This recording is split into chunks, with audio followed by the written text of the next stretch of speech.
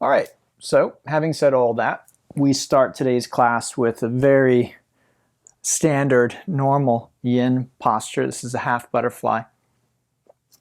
So we take our right leg out straight, left foot to the inside of the thigh. I'm just going to come forward and down nice and relaxed. Want to feel stretch here in the back of the right thigh. Okay, a little bit of decompression in the back, which you may or may not feel. We relax forward and down. And as always, we can use support under the left knee if it needs it, under our forearms and forehead if we need it. Why would you need it? Because it's a little too intense for you. It feels perhaps unsafe, or you don't feel like you'll be able to hold it because it's so intense. So as always, there are 3 checkboxes that you need to check in your own mind. So the first one is going to be safety. Safety first, right? So you be sure that you are not asking your body to do anything that is compromising your health. And my recommendation is, even if there's just kind of a question mark in your mind, then try modifying the posture, ask me for help, find another way to do it. Because usually you can get the same benefits without any risk of injury. Sometimes we don't know we're at risk. It's just kind of the way that it is. We're not a perfect judge of our own safety, unfortunately. But most of us have a pretty good idea. Second thing you want to check is, of course, do you feel the stretch? It's here mainly, but also maybe a little bit in the back. And then the final thing is just make sure that you'll be able to hold the posture. Today we're doing 5 minutes. So be sure that you'll be able to hold it for 5 minutes. Because if you come in and out of the posture, that will interfere with the benefits. So yin, the power of yin comes from time, not from effort. So again, I'm not pulling myself down. This isn't my deepest stretch. I can definitely pull myself further. Why am I not doing that? Because that's not the way we approach yin yoga.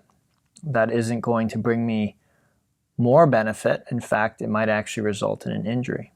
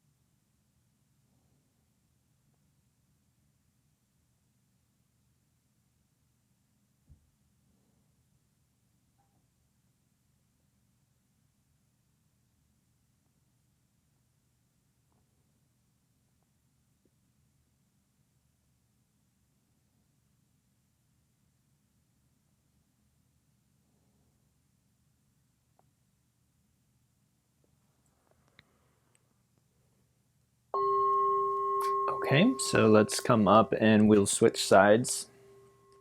Again, this is our half butterfly. Very simple, very common yin posture. And a little later on, we'll do some things that are a little less common, maybe a little more work, especially toward the end of the sequence today. And again, the reason for that will be the combination of trying to address the hips and the spine simultaneously.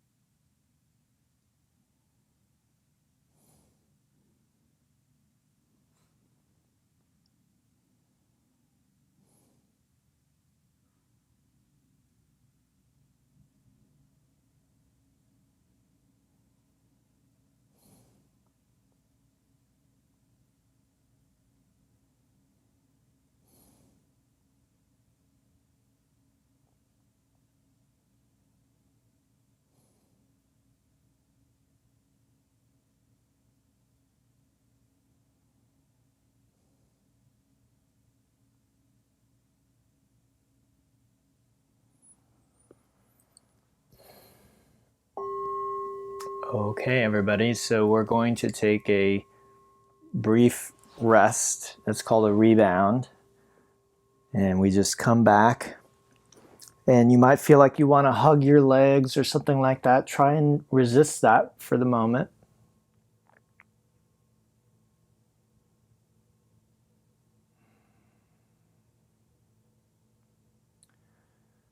So for me, I definitely, while we were holding the posture, I could feel my thighs stretching. I didn't really feel my back. But as I come back onto my back, that's what I feel more than the thighs. So again, this is a very powerful illustration of the way that yin yoga works. Very often while we're holding a posture, we're feeling the muscles because the muscles are easy to feel. And they stretch very quickly. It's very easy to stretch them. They're like rubber bands. But the spine and all the joints in our body are more rigid. They're not so easy to stretch. And so holding is really what gives us the access to influencing the joints, holding for a long period of time. And then when we come out of the posture, we feel the joints, we feel the effect it had on the joints, not while we're doing the posture. That's usually the case.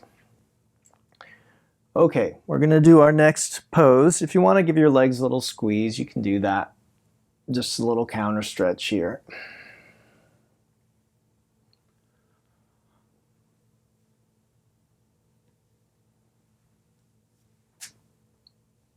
And then let's take a look at our next pose, which is going to be the cattail.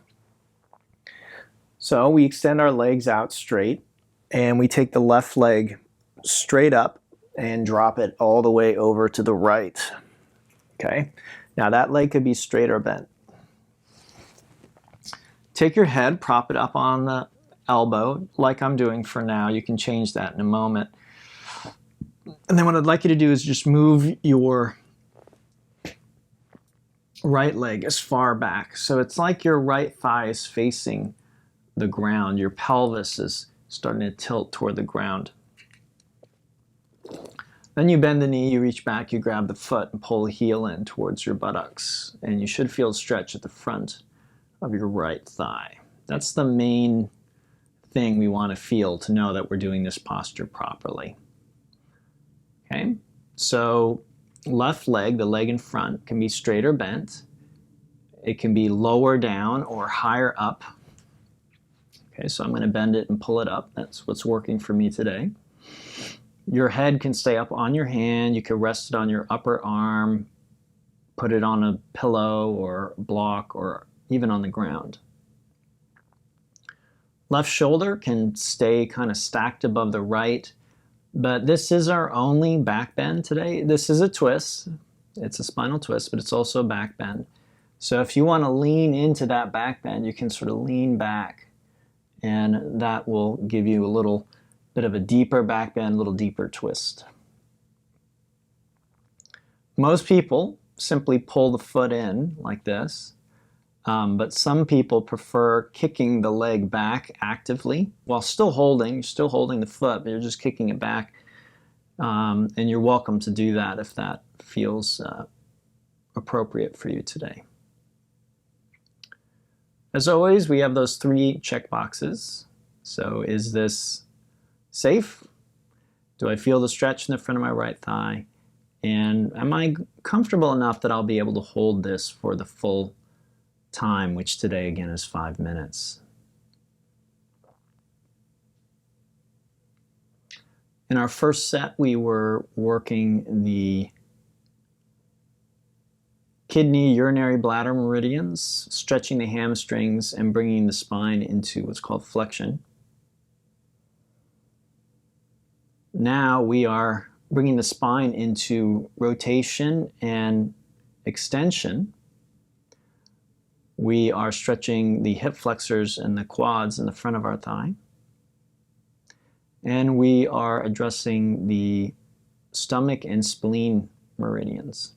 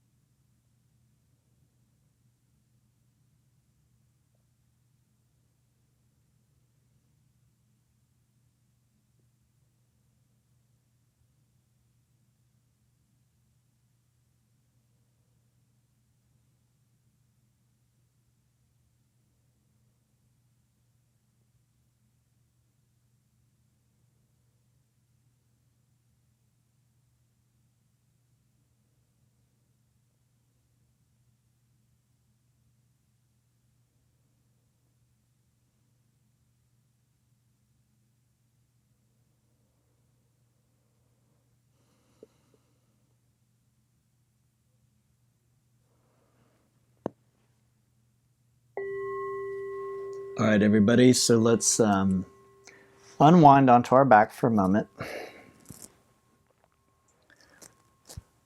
Just take a moment to feel the two thighs, the one that we stretched, the one that we didn't. I hope you can feel the difference.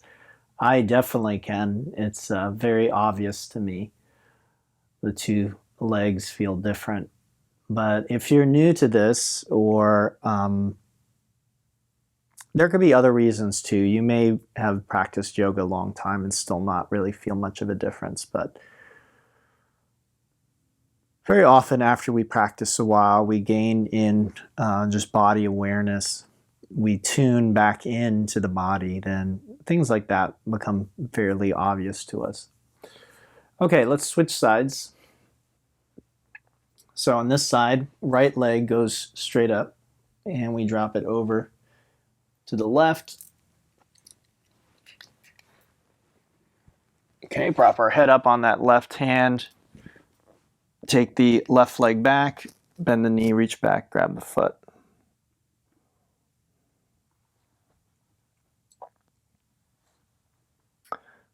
So I do want to be clear when I say things like that you may not feel it. This isn't a judgment.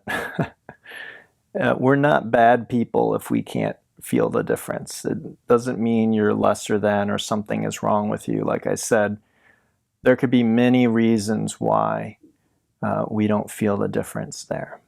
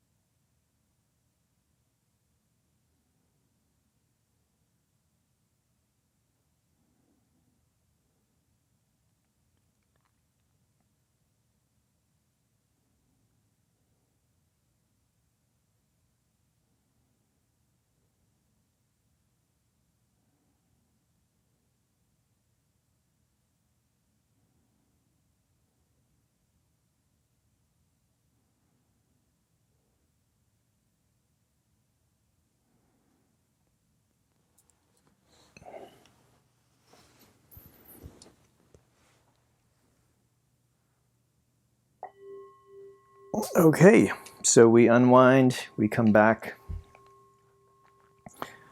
onto our back, and we rebound.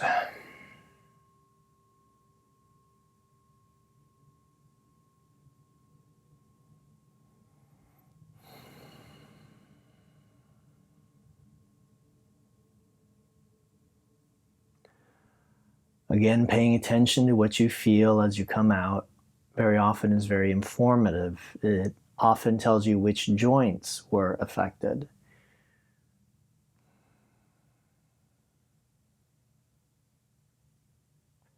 And again, just comparing both thighs.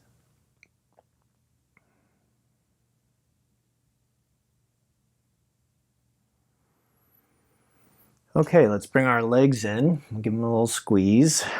And the idea here is, again, just to shake off any lingering discomfort or imbalances. You may not be able to shake them out completely, but, you know, to a degree, you are able to eliminate that to the best of your ability. And then to come up, we'll use what's called the hinge. Now, the hinge isn't just a way to come up to seated. It actually uses your hip flexors and your rectus abdominis to help to stabilize the hips and the spine somewhat. So you want to do it properly when you're doing it. And the way to do that is you just bring your hands into your hips, palms down, so you create a little shelf, if you will, for your sacrum. And then you extend the legs up. And if there's any pain at this point in your back, then you'll find that just by bending your knees a certain amount, that pain should go away. So it can be done with your legs bent as well. Otherwise, legs are straight. We lift the head and neck, take a nice deep breath. And as we exhale, we lower those legs just before they touch. Pause, inhale, pop the legs up, and let the weight of your legs pull you up to a seat. Okay, now this next set may be somewhat challenging. It is for me, which is why I mentioned that. So it might be a little more work, might be a little more intense, could be a little more difficult to hold for the entire length of time. So this is a dragonfly anytime we have our legs straight and wide like this. And feel free to sit on something and to bend your knees if you need to. Today we're doing half dragonfly, so we're going to fold over our left foot here. And what I'll do is I'll hold the foot to hold myself in place. Otherwise, if I relax, I just will come back to center. So just going to hold the foot in a relaxed way. I'm not trying to pull or yank myself down. What I'm looking for is a stretch here in the inside of the right thigh. And here, these are called your obliques, and these are your intercostals. And so these muscles we're targeting and stretching here. Okay, so I can stay here, or I can try creating more intensity by rolling or stacking the right shoulder over the left. So that definitely gives me deeper access to the obliques there.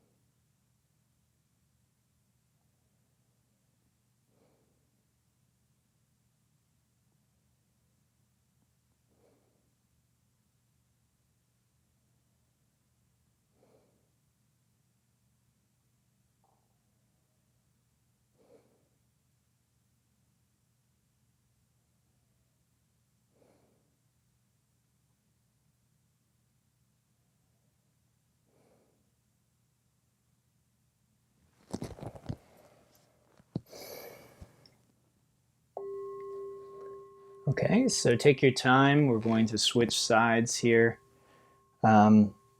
Please remember that we're not trying to set any records in terms of intensity or depth, how far we go. So take it easy.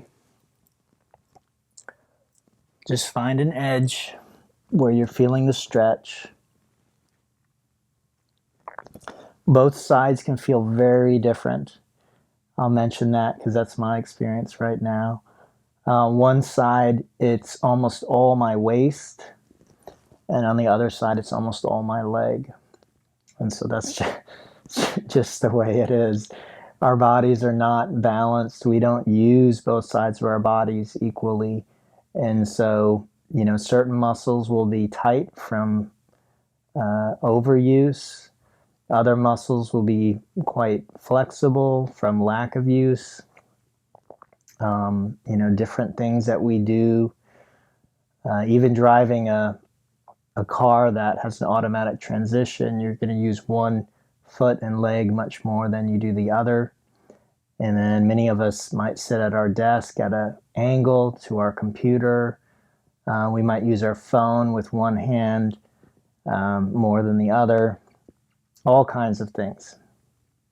And so, as I mentioned earlier about body awareness, it's not uncommon when we start practicing yoga that we start to notice these little things about our body. There's two reasons for this. One, we are using our body in a more full way when we do yoga. We're kind of taking it to its extreme, its limits. And so very often that's where we notice these things. Okay, my limit on one side is different than my limit on the other. The other aspect of this is just the body awareness. So yoga tends to lead people to a more intimate relationship with their body. And this is a very good thing, although it can actually be somewhat confusing. So why is it good? Because if something is going to go wrong with your body, you will be much more sensitive to it. You will probably notice it. You might feel things with your body and go to your doctor, and your doctor will say, "Oh, you're fine." And yet you're like, "No, I know there's some kind of, you know, pain or something is off." They might give you some painkillers or something to make it go away. But that pain or that discomfort, that off feeling is actually sort of indicating something. And it's like an early warning, a canary in the coal mine. It's like having a complete diagnostic of your car. You know, when your check engine light goes on, that's all you see. But when you take it to the mechanic and they hook the computer up, they can actually see and pinpoint the problem. So it's a little bit like that. Sometimes when people start practicing yoga, they actually feel like they have more problems with their body than they did before. But very often this is just an increase in the sensitivity to your body. Other people have just as many problems, but they're so tuned out, they may not realize it until the problem becomes really big problem. So again, I'm generalizing here. There are always exceptions to every rule, but this is definitely something I've noticed.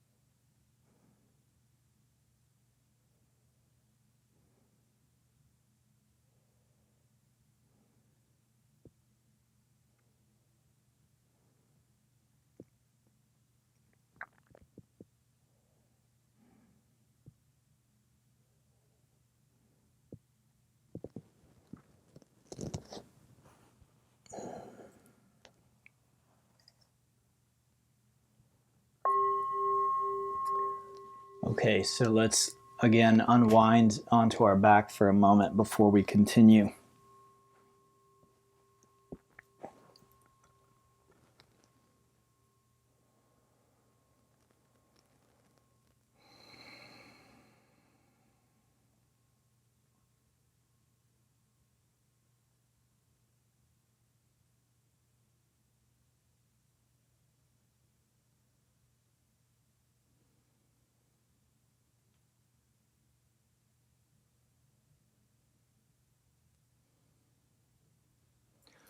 Okay, bringing the legs in, we give them a nice squeeze.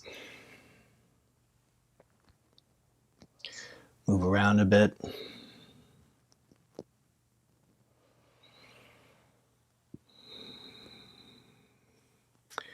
Okay, and we finish today's class with what is called twisted roots.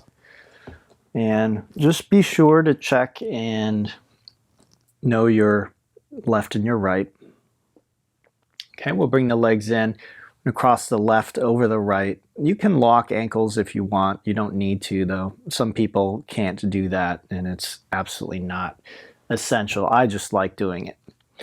Then we can extend our arms to keep our shoulders on the ground, and we're just going to drop our knees over to the left side. Now that might feel awkward. My knees are in the air. That's one of the things that makes it awkward for me. But that doesn't bother me. It's not dangerous. So I'm going to leave them kind of hovering in the air. I'm not sure if you can see that. You're welcome to put a block under there if you've got one, or some support, pillow or something like that. The arms, you can experiment with the arm position. I'm usually looking for a stretch in this area. This is the pectoralis and the anterior deltoid. Okay. So I'm trying to stretch this area, and depending on where I put my arm, I get more or less stretch. I can experiment with the knees, so higher up and lower down. And one of the things we're looking for in this posture today is a stretch out here. So if I bring my knees too high up, I don't get it. But if I move them down a bit, I start to feel that stretch in my buttocks and my waist a little more. Head position is variable, so again, I recommend you experiment. Find what's working for you today.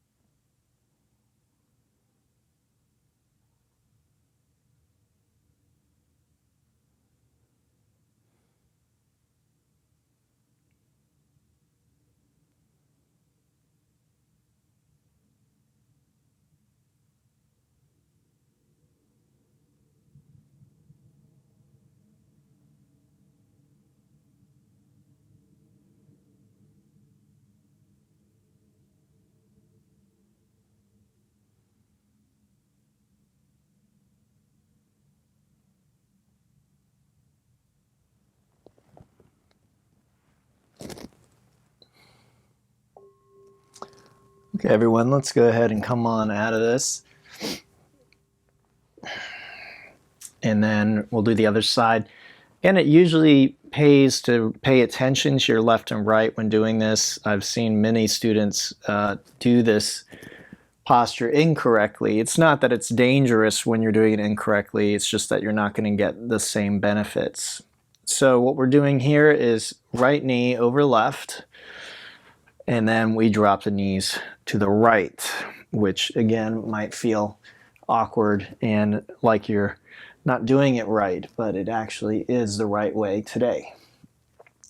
There's another posture very similar to this one called twisted roots. This is twisted roots.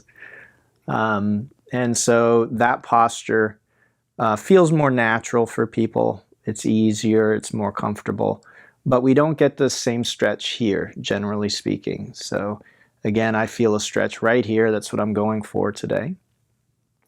That's the hip portion of what we're doing. And then, you know, the spine is being twisted as well.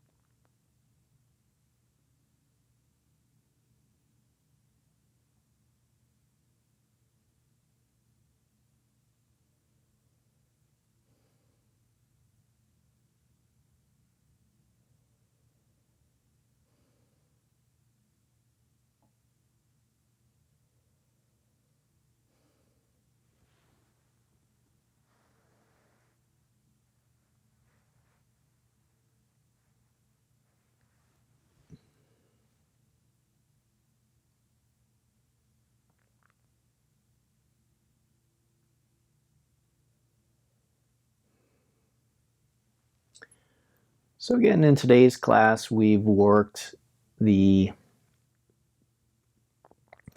hips and the spine and the 6 yin meridians, myofascial meridians that run through the lower part of the body.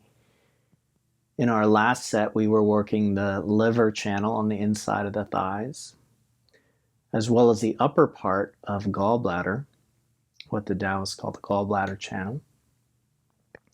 Now we're addressing kind of the lower section of the gallbladder channel, which is along the outside of the hip and thigh here. We're bringing our spine into spinal rotation, and we're stretching the muscles of the what we call the abductors. In the last set, we were bringing our spine to what's called lateral flexion, which is a type of sideways movement for the spine. So if you know your anatomy and you know your myofascial meridians, then this is a very complete yin yoga sequence. We worked those 6 channels. We worked the 4 major muscle groups in the hips and thighs. We've articulated the spine through its 6 articulations. And so, again, that's my idea with this sequence, was to create a very complete yin sequence where we're covering all the bases there. The trade-off, of course, is today's sequence isn't as relaxing or easy as some of the other sequences. The poses aren't as comfortable. And also, some of the areas aren't as deep. This isn't my deepest hip stretch for this area, but it still is effective. And I suspect I'm addressing some of the muscles in this very large muscle complex that wouldn't get addressed if I were doing my standard go-to hip stretch here. So again, this is why it's not a bad idea to do things differently, to not always stretch the glutes in the same way, right? Because this is a big muscle group. So finding different ways to address the same part of your body.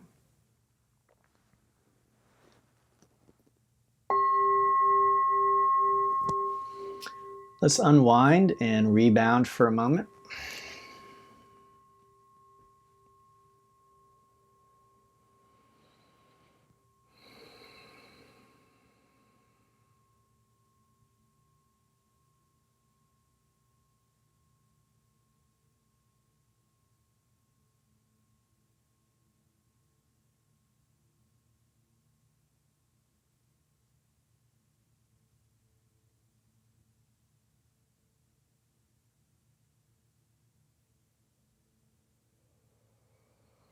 Okay, we'll bring our legs in and give them one final shake out.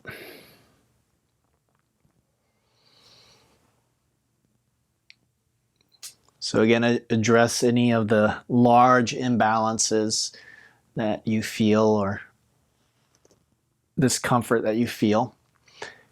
And then, as usual, I recommend you unwind onto your back, set a timer for 6 minutes.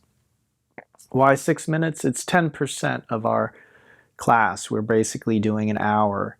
So out of that hour, we take 6 minutes, 10% to just relax. And in traditional yoga, this is called Shavasana. Feel free to really position your arms and legs any way that they're most comfortable. Then close your eyes and just relax for the next 6 minutes.